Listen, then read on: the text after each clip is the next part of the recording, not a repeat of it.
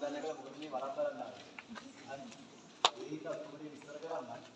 ඉස්සලාම අපි ඉන්න තැන ගැන කියලා ඉන්නේ. අපි ඉන්නේ ඇත්තටම කළුතර දිස්ත්‍රික්කයේ බුලත් සිංහල කියන ගමට ටිකක් කිට්ටුව. මේක දකුණු ආසියාවේ තියෙන විශාලතම ගල්ගුහා.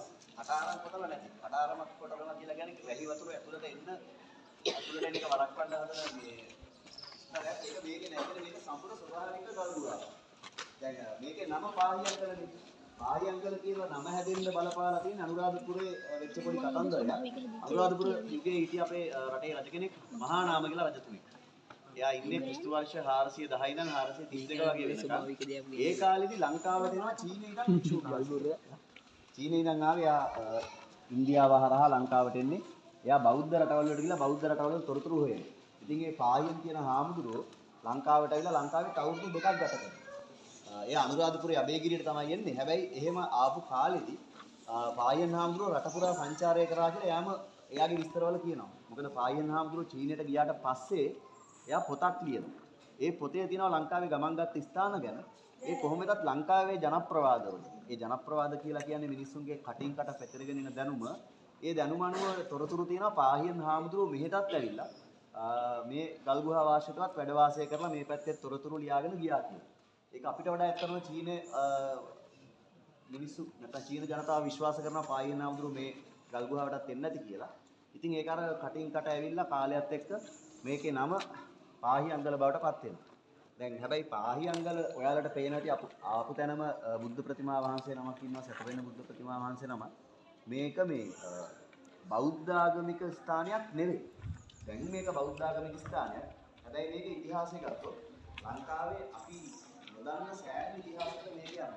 දැන් අපි ඉන්නේ මම ආයෙත් කියනවා මේ පාහියංගල ගල්ගුහාවේ මේක බෞද්ධ ස්ථානයක්.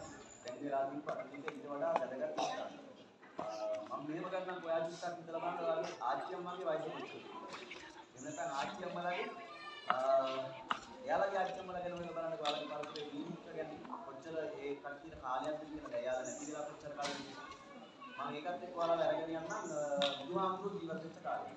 සාමාන්‍යයෙන් අපේ බුදුහාමුදුරු ජීවත් කාලය අවුරුදු 2600ක් විතර වගේ. අවුරුදු 2600ක ඉතිහාසයක් මහා ලොකු ඉතිහාසයක් තියෙනවා. ඊළඟට මෙතන ඉන්න දරුවෝ දෙමව්පියන් ඉගෙනගෙන නැත්තේ අපේ රට ජනාවාස වුණේ ඉන්දියාවෙන් ආපු විජේගෙන් කියලා. විජේ ලංකාවට එනකොට අපේ රටේ කුවේණිය කියලා යක්ෂ ගෝත්‍රික කාන්තාවක් හිටියා. එයා කපු කටිමින් හිටියා. ඊට පස්සේ තමයි ලංකාව ජනාවාස වුණා කියලා අපි ඉගෙනගෙන තියෙන්නේ. ඒතර විජේ ලංකාවට එන්නේ මහා වංශයේ තියෙන විදිහට බුදුහාමුදුරුවෝ පිරිනිවන් පාපු දවසේ. ඒතර විජේ ලංකාවට එනකොට අපේ රටේ අනුරාධපුර රාජධානියවත් ආරම්භ වෙලා නැහැ. ඒ කියන්නේ අපි ඔය දන්න රජවරු කවුරුවත් නැහැ. නගරයක්වත් නැති විදිහට තමයි තොරතුරු තියෙන්නේ වංශ කතාවල. අවුරුදු 2500ක් වුවම හිතන්නකො මොනතරම් ඈත අතීතයක්ද කියලා. හරි. හැබැයි අවුරුදු 2500ක් කියන එක හරි ලොකු ඉතිහාසයක් වෙන අපිට ඔයා මේ ඇවිල්ලා ඉන්නේ මෙතන ඉතිහාසය ගත්තොත් ඔයාලා පුදුම වෙයි. මෙතන ඉතිහාසය අවුරුදු 48000කට යනවා. බුදුහාමුදුරුවෝ පිරිනිවන් පාලත් අවුරුදු 2600ක් විතර වෙන්නේ. හිතන්නකො අවුරුදු 10000ක් මොනතරම් ඈතද කියලා. හැබැයි මෙතන අවුරුදු 48000කට එහා ගියපු තොරතුරු තියෙනවා. ඊළඟට මේක මේ කවුරුවත් හදපු එකක් නෙවෙයි. මේක ස්වභාවික නිර්මාණයක්. මේ ගල්ගුහාව අඩි 150ක් විතර උඩින් උසයි.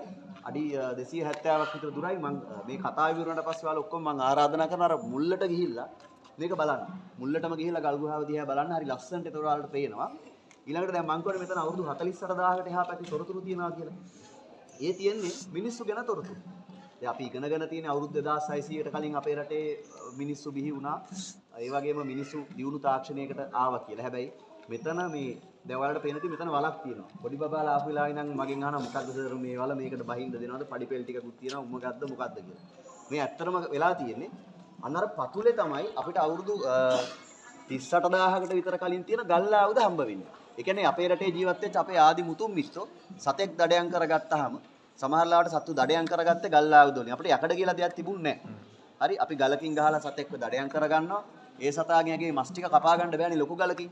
ඒ හින්දා තවත් ලොකු ගලක් අරගෙන තවත් ගලකට ගැහුවා මේකෙන් ගල් පතුරක් ගැලවෙනවා. ඒ පොඩිම ගල් පතුරු වලට අපි කියනවා ශුද්ධ ශිලා මෙවලම් කියලා. පොදුවේ අපි ඒවට කියනවා ගල් ආයුධ කියලා. ඒතර ඒ ගල් ආයුධ වගේ ස්තරයක් අපිට හම්බ වෙනවා අර යටින්ම හම්බෙන්නේ. දැන් ප්‍රශ්නයක් තියෙනවා නේද? ඒතර මිනිස්සු මේකේ ජීවත් වෙද්දි ගල් ගුහාවක් කාරගෙන වලක් කාරගෙන හිටියද කියලා. එහෙම නැහැ.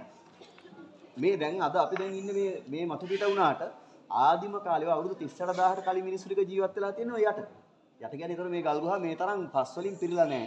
ඔයාලට පැහැදිලිව මේ කතන්දරේ පේනවා දරුවෝ සහ දෙමව්පියන්ටම මේක බලන්න මේ කැණීම් වලේ මේකට අපි කියන්නේ කැණීම් වලක් කියලා. කැණීමක් කියලා කියන්නේ විද්‍යානුකූලව පොළව හාරන. අර අපි දන්න විදිහේ යකඩ ගල් කටු පාවිච්චි කරලා නෙමෙයි හරි කාලයක් අරගෙන හිමින් සැරේ තමයි මේක පාදගන්නේ. එතකොට මේ කැණීම් වල දිහා බැලුවම කැණීම් වලේ බිත්ති ටික බලන්නකො. ඔයාලට එක එක කාලවල ස්තර ටික පේනවා. දැන් හිතෙන්න පුළුවන් මේක මේ අවුරුදු 38000ක් ගොඩ වෙන්න පුළුවන්ද කියලා. ඒ කියන්නේ මෙච්චර උඩට එන්න අවුරුදු 38000කට පුළුවන්ද කියලා. මම ඒකමයි කතාව පටන් ගන්න කලින්ම කිව්වේ බුදුහාමුදුරුවෝ පිරිනිවන් පාලා තාම අවුරුදු 2600යි. අපිට ඒක ලොකු ඉතිහාසයක් නේ. ඒතර 2600 කියන එක බලන්නකො අවුරුදු 38000කට විතර ගියාම කොච්චරද කියලා. ඉතින් මේ ගල උඩ තියෙන ගල් පතුරුම තමයි මේ වැල්ලා තියෙන්නේ. ඒ සාක්ෂි වලට මේ වලෙත් තියෙනවා මේ ගොඩක් තියෙනවා. හරි? ගල් පතුරු ගැලවිලා වැටිච්ච ඒවා. ඒක අවුරුදු 38000 කියන්නේ ලොකු කාලයක් නිසා. ඒතර ඊටත් වඩා ටිකක් උඩ ස්තරයකින් හම්බ වෙනවා මිනිස්සුන්ගේ ඇටසැකිලි. මේ වලෙත් හම්බ වෙනවා. එහා පැත්තේ තව කැණීම් වලක් තියෙනවා ඒකෙත් තියෙනවා. දැන් අපිට නිකන් හිතෙනවානේ අවුරුදු 38000කට කලින් මිනිස්සු අර ගෝරිල්ලෝ වගේ නැත්තම් වානරයෝ වගේ ජීවත් වුණා කියලා. ඇත්තට මෙහෙම නැහැ. එයාලා හරි හොඳට ජීවත් වෙලා තියෙනවා. තනියෙන් නෙවෙයි. දැන් අපි නම් අපේ ගෙවල් වල ඉන්නේ පවුලක්. මේ පරණම ගල්යුගේ මිනිස්සු ජීවත් වෙන්නේ සාමාන්‍යයෙන් කණ්ඩායමක් විදිහට. එතකොට එයාලා ඉන්න තැනක් තෝරගන්නකොට එයාලට ගෙවල් හදාගන්න තරම් දැනුමක් තිබුණ නැති නිසා මේ වගේ ස්වභාවික ගල් ගුහා තෝරගත්තා. ඒතර ස්වභාවික ගල් ගුහාවක් විතරක් තිබිලා මදි ආහාර ළඟපාත තියෙන්න ඕනේ. ඊළඟට වතුර තියාගන්න කලගෙඩියක්වත් එයාලා හදාගෙන තිබුණේ නැහැ. වතුරත් ගන්න ළඟපාත තැනක් තියෙන්න ඕනේ. ඒතර ඔයාලා අපි ඔක්කොම දන්න අපි කාපු තැන හරි ළඟයි මෙතෙන්ට. එයාලට අවශ්‍ය වෙලාවක වතුර ටික බීලා එන්න පුළුවන්. මේ එහා පැත්තෙත් සමහරලාට මුල් කාලීනව ස්වභාවික දියකඳුරු ක්‍රියාත්මක වෙන්නේ නැති. ඒතර මේ මිනිස්සුන් මේක ඇතුලේ කණ්ඩායමක් විදිහට ජීවත් වෙලා තියෙනවා.